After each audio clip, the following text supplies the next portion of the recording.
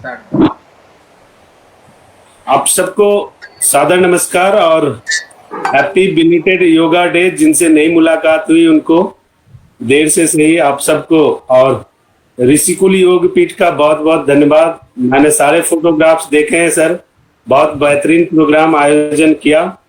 और आज योगा डे खत्म हो गया तो मुझे पूरी उम्मीद थी कि आज भगवान दास जी भी हमारे साथ जुड़ेंगे, तो आज वो भी हमारे साथ जुड़े हुए हैं, तो जो प्रसन्नता है वो डबल हो गया है, क्योंकि उनको देखने के आदी हैं हम सब, और काफी टाइम से हम उनको क्लास में मिस कर रहे थे। सर आपका भी बहुत बहुत धन्यवाद। आप आगे हैं तो अब हमारा हौसला और बढ़ता रहेगा और हम कोशिश करेंगे कि बेहतर से बेहतर हम करें। अभी तक एनाटॉमी और फिजियोलॉजी जैसे कि आपकी इच्छा थी कि क्लास शुरू कर दी जाए, तो फर्स्ट ईयर का जो सिलेबस है काफी कुछ कंप्लीट हो चुका है और हम कोशिश कर रहे हैं कि बेहतर से बेहतर नॉलेज हम ट्रांसफर करें। छोटी छोटी बातें बहुत इंपॉर्टेंट होती है, और जैसा कि शुक्ला सर या प्रसन्ना सर सबसे मेरी जो डिस्कशन हुई उसके अकॉर्डिंग, एक बेसिक जो चीज है जो बेस को स्ट्रॉन्ग करे, जो कंसेप्ट को क्लियर करे और प्रैक्टिस में एप्लीकेबल हो, ये तीन महत्वपूर्ण बिंदु है जिसको ध्यान में रखकर हम ऋषिकुल योग पीठ की क्लासेस दे रहे हैं। और जो फीडबैक मुझे मिला है वो भी ठीक है, और हम कोशिश करेंगे कि ये छोटी छोटी जानकारियां, ये छोटी छोटी बातें हमारे स्टूडेंट को वो अच्छी तरह से उसको अप्लाई करें। और जैसा कि पहले मैंने क्लासेज में बोला हुआ है कि क्लास खत्म हो जाने से ऋषिकुल योग पीठ से आपका रिश्ता खत्म नहीं होता है। ऋषिकुल योग पीठ से रिश्ता आपका बना रहेगा। जब कभी आपको ऐसा लगे कि आपको कोई इशू है तो आप ग्रुप में हैं, आप ग्रुप में अपना सवाल लिख के दे सकते हैं और हम कोई ना कोई आपको जरूर आंसर करेगा।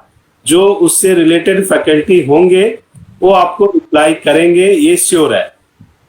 और ये रिश्ता परंपरा चलती रहनी चाहिए, जैसे गुरु शिष्य परंपरा होता है वैसे ही चलती रहनी चाहिए। और एक कदम और आगे बढ़ के मैं आप सबको ये आश्वस्त करता हूँ ऋषिकुल योग पीठ के बिहाफ पे कि आगे जब आप लोग ये कोर्स कंप्लीट करते हैं उसके बाद जब इसको आप एप्लीकेशन में लाने के लिए आप अपना इंस्टीट्यूट खोल रहे हैं या आप अपना, तो वो भी आप ऋषिकुल बैनर तले खोल सकते हैं।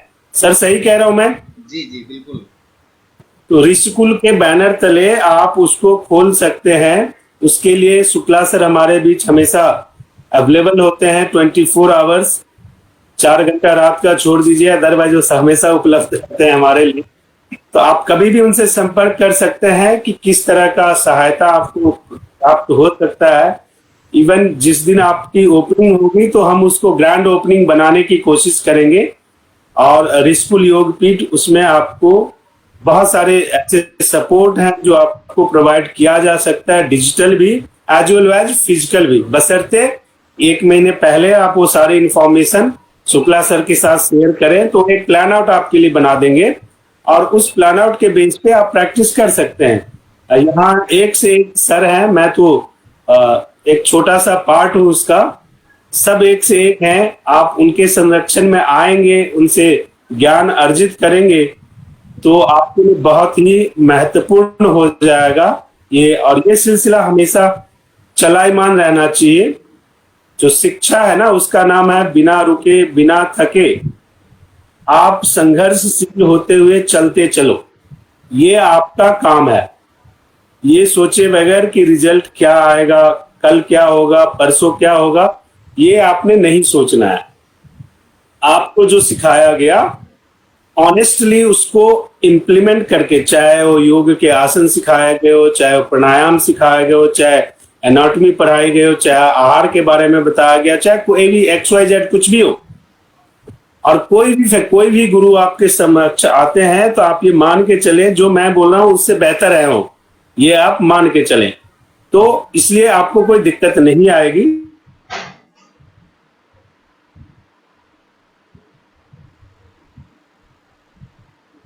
आप सब भी इससे जुड़ेंगे और आप में अगर क्षमता है तो आप आगे आइए, पढ़ के आप भी फैकल्टी बनिए। आप भी टीचर बनिए, सारी सुविधाएं उपलब्ध है और ये सिलसिला ऐसे ही चलता है। ये जनरेशन ट्रांसफर जो हमने पढ़ा ना एनाटॉमी में कि अनुवांशिक जो क्वालिटी ट्रांसफर होता है, उसी तरह ये भी एजुकेशन एक ऐसा फील्ड है कि जो आज के स्टूडेंट हैं वो कल के टीचर होते हैं, बशर्ते कि आप अपने अंदर वो गुण पैदा करें, वो प्रैक्टिस करें, वो अनुभव प्राप्त करें, वो एक्सपीरियंस करें। तो ये था योग दिवस पे, मैंने स्कूल योग पीठ के ब्याह पे कुछ बोला नहीं था तो मैंने कुछ बोल दिया। अब हम आते हैं क्लास पे। आपने पढ़ाई की थी कि लार्ज इंटेस्टाइन, स्मॉल इंटेस्टाइन सारा हमने पढ़ लिया। छोटी छोटी बातें हमने देखा कि कितना इंपॉर्टेंट होता है, छोटी छोटी चीजें उसको इम्प्लीमेंट करना कितना आवश्यक होता है, उसको समझना कितना आवश्यक होता है। तो आज जो हम पढ़ेंगे, जो डाइजेस्टिव सिस्टम का एक बहुत ही महत्वपूर्ण ऑर्गन है, उसका नाम है लीवर। लीवर के बारे में पढ़ेंगे। उस दिन मैंने कहा था कि समय कम है तो कंप्लीट नहीं कर पाएंगे, इसलिए मैंने उसको पढ़ाया नहीं था। देखिए, लीवर जिसको हम यकृत कहते हैं, ये उदर गुहा के ऊपरी हिस्से में डायाफ्राम के नीचे स्थित होती है। जो हमारी पसलियां हैं उसके नीचे ऊपरी हिस्सा में ये स्थित होती है। दाईं और बाईं और थोड़ी सी ऐसे नुकीली टाइप में वो बढ़ी होती है। ये इसका एक सिंपल सा आकार होता है। अगर इसका आप चाहें तो लिख ले ये सारे क्लासिफिकेशंस। इसका वजन लगभग 1.5 किलो होता है। 1 किलो 400 ग्राम से लेके 1 किलो 500 ग्राम तक का होता है। इसका जो अधिकांश भाग होता है लीवर का, उसको हम कहते हैं राइट हाइपोकॉन्ड्रियाटिक। लिख लीजिए, राइट हाइपोकॉन्ड्रियाक, राइट हाइपोकॉन्ड्रियाक। लेकिन इसका कुछ हिस्सा एपिगैस्ट्रिक रीजन में भी होता है। इसका कुछ हिस्सा कहां होता है? एपिगैस्ट्रिक रीजन में। और जो देखिए, जो लीवर का आकार होता है षटकोण टाइप का होता है। आप देखोगे उसमें नीचे भी कोना टाइप का निकला हुआ, ऊपर भी कोना टाइप, षटकोण टाइप का होता है। और इसका जो लेफ्ट जो रेस्ट हिस्सा होता है उसको कहते हैं लेफ्ट हाइपोकॉन्ड्रियक रीजन। पहला राइट हाइपोकॉन्ड्रियक रीजन, दूसरा एपिगैस्ट्रिक रीजन, तीसरा लेफ्ट हाइपोकॉन्ड्रियक रीजन।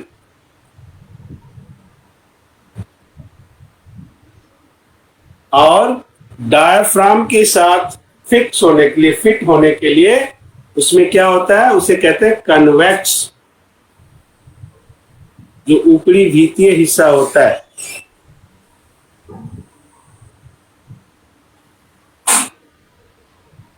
और निचली जो भीतरी हिस्सा होता है उसको कहते हैं कनकेव। उस कनकेव के पीछे इसोफेगस,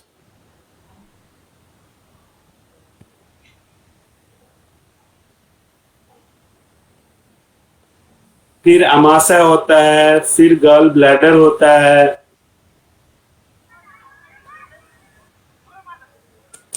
तो इस तरह ये इसकी संरचना है लीवर की, जो हमने पढ़ा।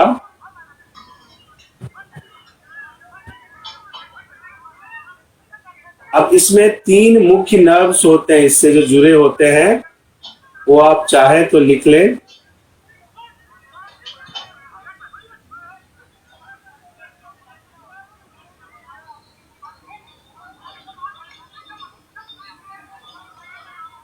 पहला है ट्रांसवर्स,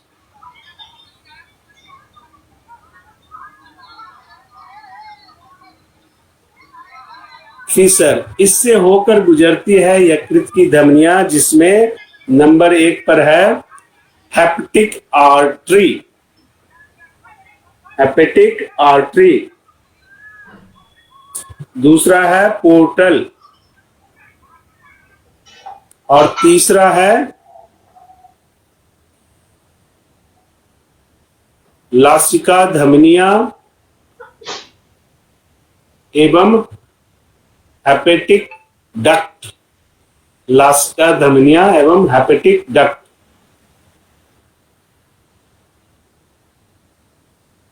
इसके नीचे ऊपर जो नोकीले हिस्से होते हैं उसे लोब कहते हैं, लोब, लोब्यूल। अगर इसको आप गौर से देखोगे तो आपको ऐसा लगेगा ये छोटे छोटे खंडों में बटा हुआ है।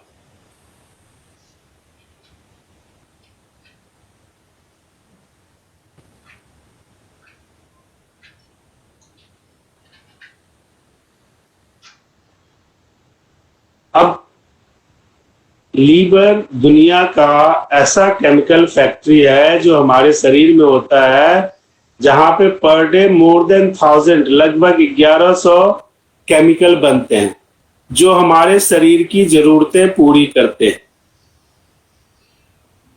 अगर लीवर ना हो तो हमारा शरीर काम नहीं कर सकता है। वैसे हर ऑर्गन इंपॉर्टेंट होता है, लेकिन लीवर एक ऐसा ऑर्गन है जो हमारे शरीर की जरूरतों के लिए more than 1000, near about 1100 chemicals per day बनाता है। इवन जो पित्त रस है, जिसे बाइल जूस भी कहते हैं, इसी से उत्पन्न होता है। फिर वो गॉल ब्लैडर में आता है, फिर वो अमाशय में आता है। अब आप लिख लें 10-12 कार्य हैं यकृत के। तो लीवर के फंक्शंस ऑफ लीवर, यकृत के कार्य। नंबर 1,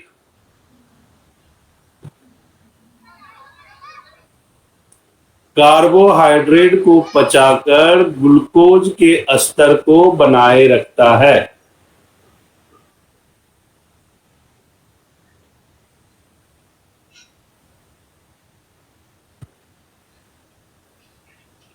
इनकेस हमारे शरीर में ग्लूकोज की मात्रा बढ़ जाती है तो लीवर क्या करता है, उसको ग्लाइकोजन में परिवर्तित कर देता है।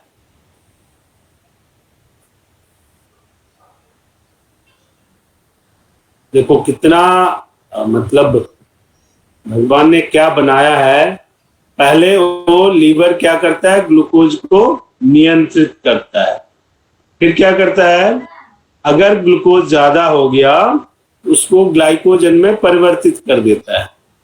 और उसके बाद क्या करता है, अगर ग्लूकोज कम हो गया उसी ग्लाइकोजन को फिर से ग्लूकोज में परिवर्तित कर देता है। ओवरऑल ग्लूकोज की जो मात्रा है उसके संतुलन को बनाए रखना लीवर का पहला काम है। बढ़ गया तो भी, कम हो गया तो भी।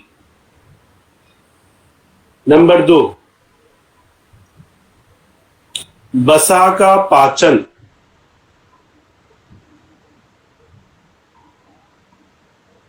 लीवर एक ऐसा ऑर्गन है जो आपके शरीर में स्टोर वसा को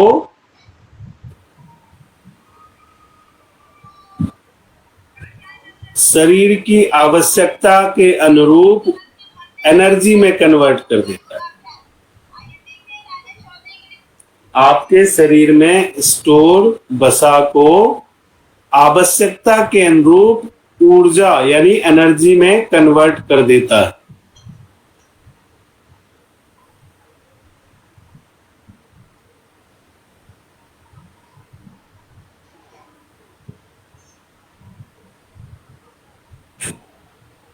नंबर 3 क्या है, प्रोटीन का पाचन। प्रोटीन का चयापचय।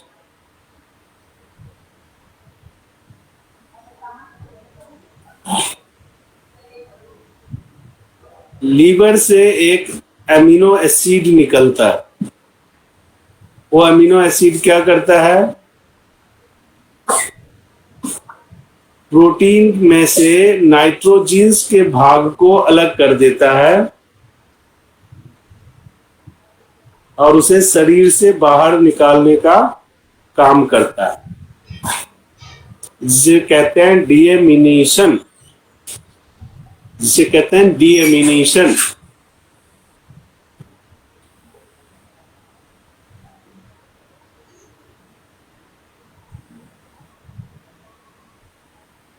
नेक्स्ट क्या है, लीवर क्या करता है? प्लाज्मा प्रोटीन का निर्माण करता है। नंबर 4 पे लिखिए, लीवर का काम क्या है? प्लाज्मा प्रोटीन का निर्माण करना। ये इसके मुख्य कार्यों में आता है। प्लाज्मा प्रोटीन से क्या होता है? जब प्लाज्मा प्रोटीन का निर्माण होता है तो आपके शरीर में एल्ब्यूमिन, ग्लोबुलिन, इसका निर्माण होता है।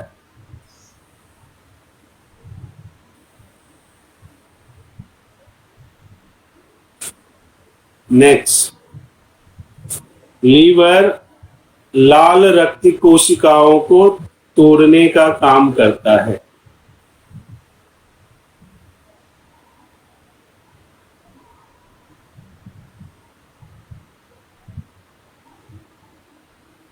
लाल रक्त कोशिकाओं को तोड़ने का काम करता है। नेक्स्ट, वो जीवाणु जो शरीर के लिए हानिकारक होते हैं उसका भक्षण करता है, डिस्ट्रॉय करता है उसको, ताकि आपका शरीर सुरक्षित रह सके।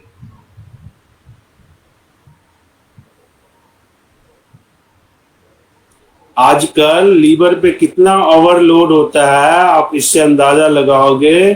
जो नेक्स्ट काम है लीवर का, इंसान सुबह से शाम तक गोलियां दवाइयां खाए जा रहा है। अब उस दवाई से बचाने के लिए लीवर आगे आता है। लीवर का क्या काम है? नेक्स्ट, विषहरण। जो आप दवाई खाते हो उसमें जो विषैले पदार्थ होते हैं उसको खत्म करता है।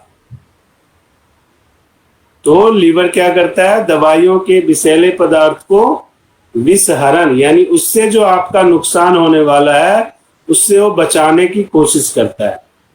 लेकिन आज की डेट में हम इतना दवाई खाते हैं कि हम लीवर को ही खराब कर देते हैं। लो भैया बचा लो तुम, देखता हूं कौन बचाता है।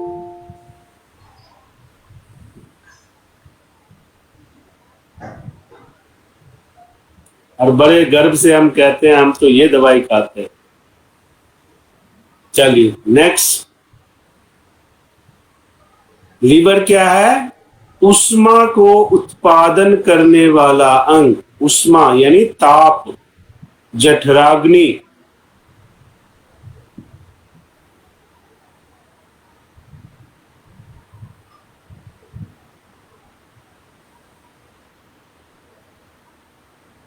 लीवर क्या है? पित्त का स्रावन करती है।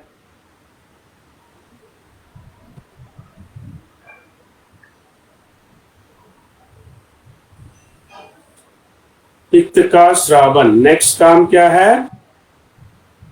Liver vitamin A, vitamin D, vitamin K और विटामिन ई। अब देख लो, विटामिन ए आपके आंखों के लिए बहुत महत्वपूर्ण है। विटामिन ई आपके स्किन के लिए बहुत महत्वपूर्ण है। विटामिन डी आपके शरीर में WBC को बरकरार रखने के लिए, आपके शरीर के फायर तत्व को बरकरार रखने के लिए बहुत जरूरी है। विटामिन के आपके शरीर के फॉलिक एसिड को कंट्रोल करने, बनाए रखने में महत्वपूर्ण भूमिका निभाता है। और अभी हमने लार्ज इंटेस्टाइन में क्या पढ़ा था कि अगर विटामिन के और डी कम हो तो जो बीमारी हम कहते हैं उसको क्या होता है? बवासीर। हमें बवासीर हो जाता है। ये कितना इंपॉर्टेंट है लीवर, आप इसी से समझ सकते हो। नेक्स्ट काम क्या है? लीवर यूरिया का निर्माण करती है।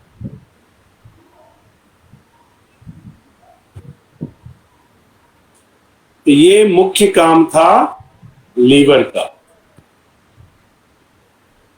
इसके अलावा ये तो मुख्य तौर पर लीवर काम करता है। इसके अलावा अगर आपका लीवर खराब हो जाता है अगर आपका लीवर फैटी हो जाता है, अगर आपके लीवर की चिकनाई कम हो जाती है, अगर आपके लीवर का जो ब्लड सर्कुलेशन है वहां तक जो न्यूट्रिएंट्स जाना चाहिए वो नहीं जाता है, इससे कितने जुड़ी चीजें हैं? Gall bladder, stomach, pancreas, kidney. आप ये देख लो कि अगर एक लीवर पे इश्यू आएगा तो ये सारे अंग खराब हो जाएंगे। आप लीवर अगर पित्त रस नहीं रिलीज करेगा, नहीं बनाएगा, तो आपका डाइजेशन प्रॉपर नहीं हो सकता है। आप जनरली सुनते होंगे, कई लोग आपको मिलते हैं कि उनका गॉल ब्लैडर निकाल दिया गया। अब अगर उनका गॉल ब्लैडर निकाल दिया होगा और वो आपके पास आएंगे तो उनकी सबसे बड़ी समस्या क्या है? उनसे अगर आप पूछोगे तो आप कहेंगे कि वो रोज 2 गोली गैस का खाती है, चाहे वो पेन 40 हो, चाहे वो पेंटाडिन हो, चाहे रेंटाडाइन हो, कुछ भी हो,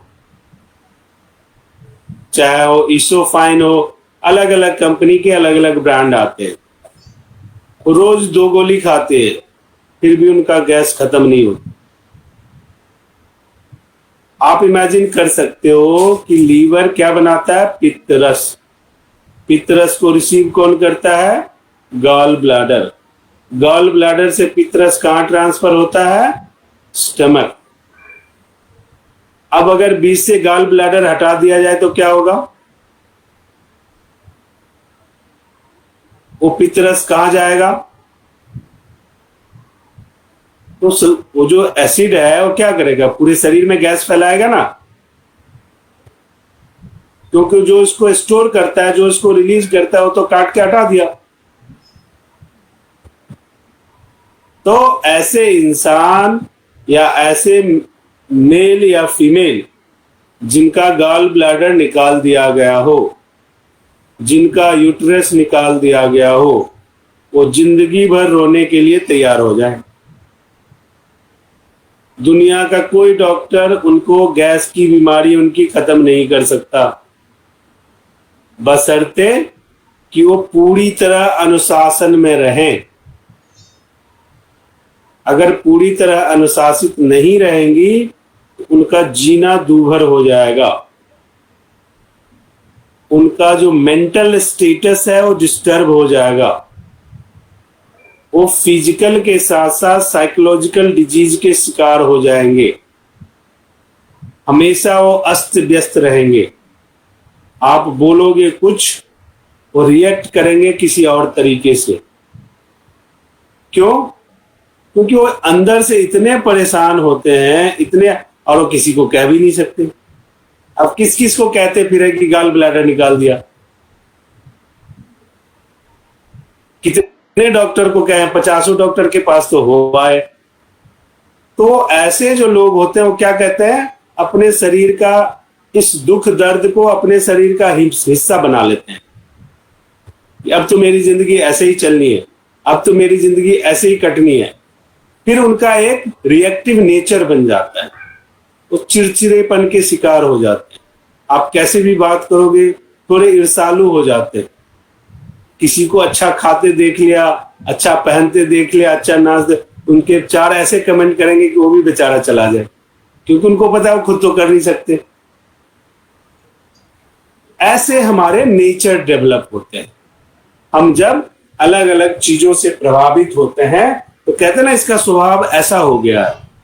वो स्वभाव ऐसा इसलिए हो जाता है कि जब किसी भी चीजों से रेगुलर हम रूबरू होते हैं और दवाई खा खा के 10-10 डॉक्टर से संपर्क करके थक जाते हैं, तो हम उसको अपने बॉडी पार्ट के रूप में एक्सेप्ट कर लेते हैं और फिर हमारा नेचर वैसा ही हो जाता है।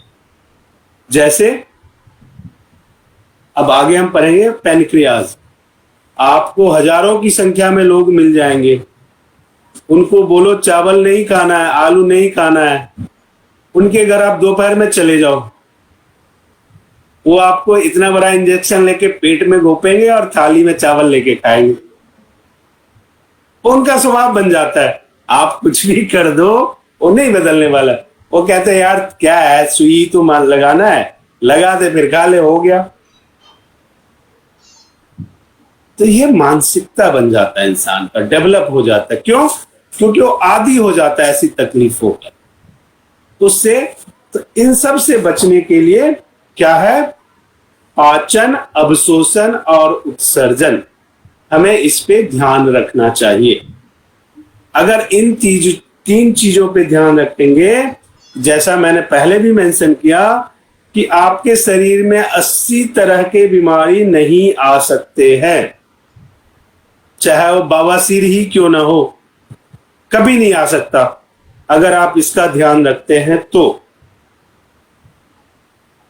और हम इतने समझदार और इंटेलिजेंट कि हम इसी को बिगाड़ते रहते हैं सुबह से शाम तक,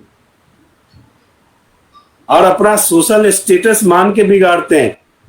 ये भी नहीं कि संकोच करो, हम पैसे वाले हैं, बड़े लोग हैं, हमारा लाइफ स्टाइल ऐसा है, वो उसी की बखान करते रहते हैं। और हफ्ते के 2 दिन वो हॉस्पिटल में पाएंगे आपको, और वो बताएंगे भी नहीं शर्म के मारे। ऐसे बड़े सारे लोग हैं जो आपको मिलेंगे। चलिए अब हम आते हैं पैनक्रिया पे।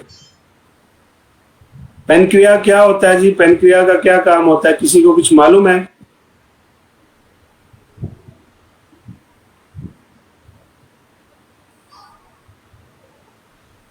अब पैनक्रिया जो होता है वो उदर गुहा के एपिगैस्ट्रिक तथा जो लेफ्ट हाइपोकॉन्ड्रिक, अभी पढ़ा था हमने, कॉन्ड्रिक पढ़ा था, इस दोनों के बीच स्थिति होता है। 12 से 15 सेंटीमीटर की इसकी लंबाई होती है। इसका वजन लगभग 60 ग्राम, 12 से 15 मीटर लंबाई, और इसका वजन लगभग 60 ग्राम।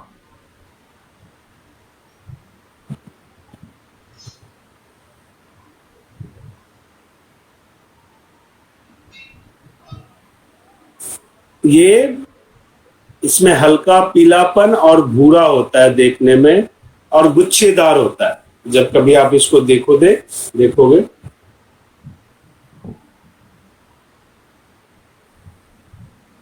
और इसका फैलाव कहां तक होता है?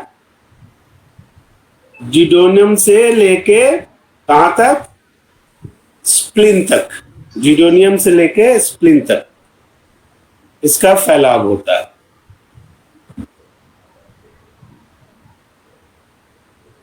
अब इसके 3 हिस्से होते हैं। पहला शीर्ष यानी हेड, यह पैनक्रिया का सबसे चौड़ा भाग होता है।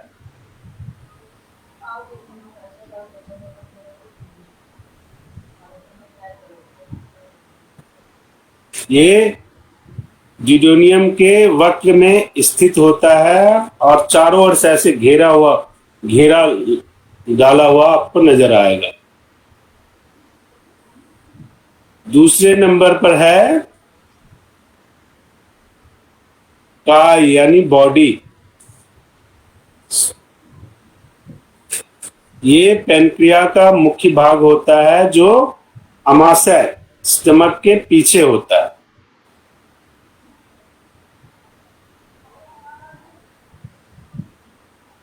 तीसरा होता है पूंछ यानी टेल।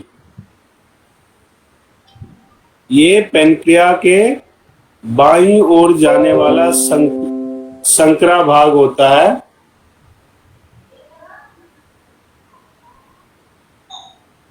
जो किडनी के सामने स्थित होता है।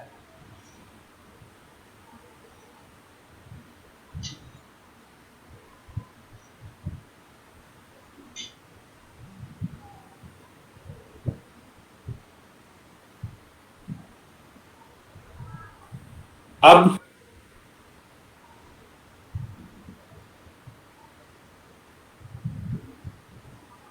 ये क्या करता है? अमाशय रस लगभग प्रतिदिन 1 से लेके 1.5 लीटर स्रावित करता है, जिसका पाचन में महत्वपूर्ण योगदान होता है।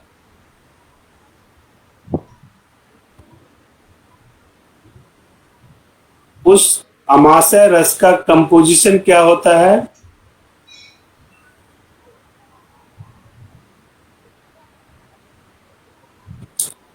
98% लगभग खनिज लवण। उस खनिज लवण में क्या क्या होता है? एंजाइम, एमाइलेज, लाइपेज, ट्रिप्सियोजल,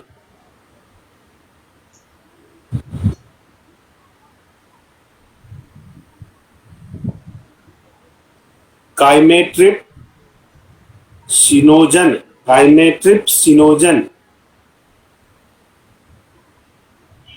इसके अलावा अकार्बनिक पदार्थ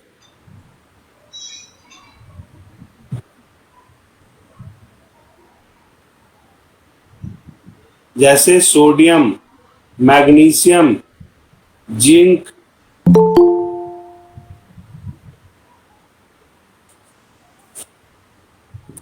इसका काम क्या होता है?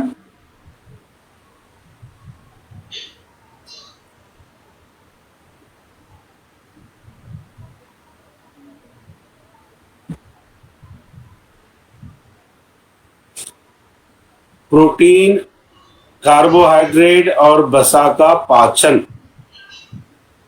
इसका काम क्या है? प्रोटीन, कार्बोहाइड्रेट और वसा का पाचन।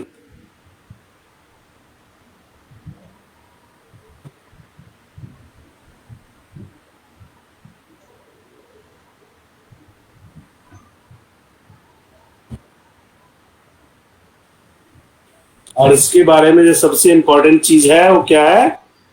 इंसुलिन बनाता है। अब ये इंसुलिन जो बनाता है, अगर ये प्रॉपर वे में ना बनाए तो क्या होगा? आप डायबिटिक हो जाओगे। ऊपर हमने पढ़ा है कि लीवर क्या करता है? ग्लूकोज बढ़ भी गया और ग्लूकोज कम भी हुआ तो उसको नियंत्रित करता है। लेकिन अगर आपने लीवर को ही खराब कर दिया, वो बढ़ा हुआ ग्लूकोज को कौन नियंत्रित करेगा? और फिर आपको डायबिटिक होने से कोई नहीं रोक सकता।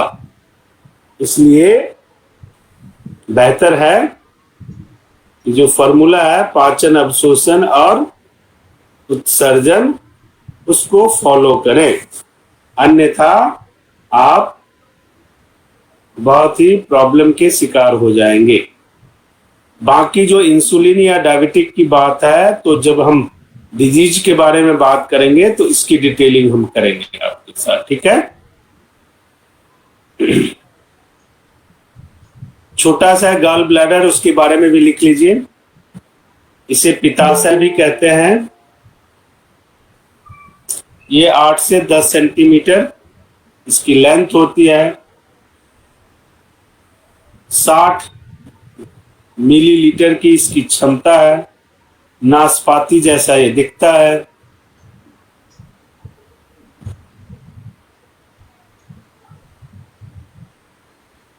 और लीवर के दाएं खंड के नीचे ये स्थित होता है। इसका काम क्या है? पित्त का भंडारण करना, स्टोर करना।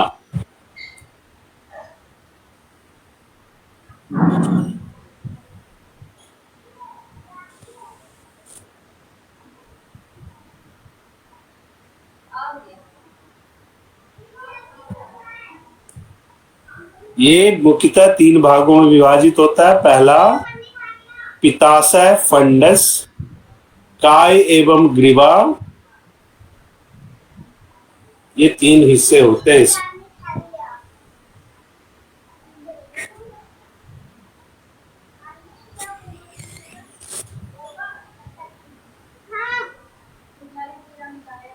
इसका मुख्य कार्य क्या है? पित्त को संचित करना और आवश्यकता होने पर उसको मुक्त करना। अब ये कैसे होता है इसका प्रोसीजर? लीवर ने पित्त रस बनाया, वो गॉल ब्लैडर में जाके स्टोर हो गया।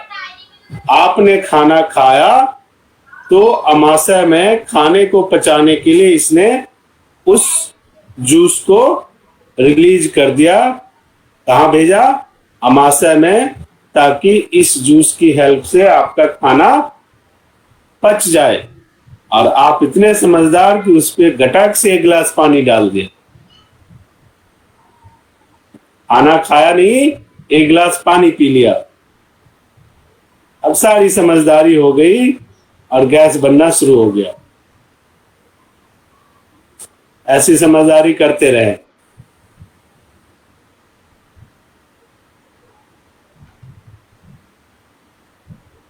अब पित्त रस या बाइल जूस क्या होता है? ये लीवर की कोशिकाओं से उत्पन्न होने वाली एक साफ, गेहूं का भूसा देखा कभी? वैसे ही हल्के पीले रंग का चिपचिपा सा तरल पदार्थ होता है। स्वाद में बड़ा तीखा होता है।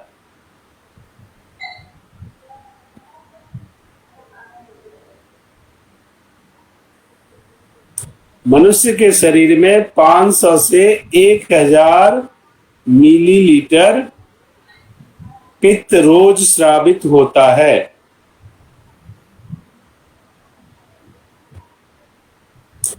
और इस बाइल जूस का मुख्य काम क्या है? जियोडिनम में पहुंचकर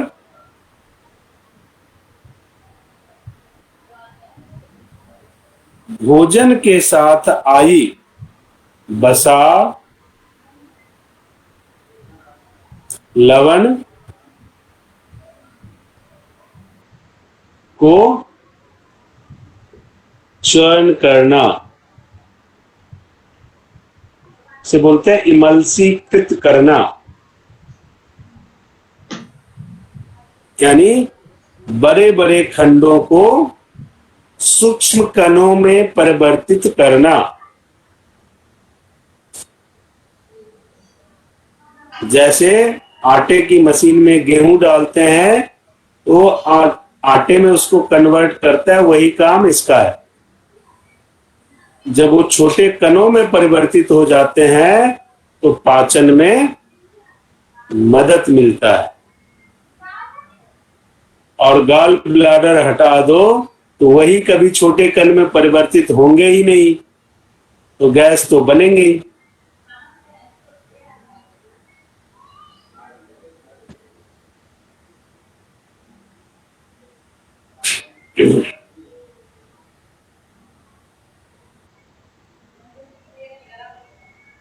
अब लिख लो इसके मुख्य काम। नंबर 1, वसा का पाचन करना। नंबर 2, वसा का अवशोषण करना। नंबर 3, अवशिष्ट पदार्थों को बाहर निकालना। नंबर 4, पीएच को संतुलित करना।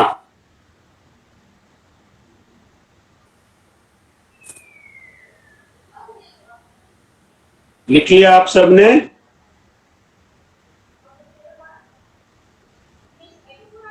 इतिश्री महाभारत कथा था डाइजेस्टिव सिस्टम का।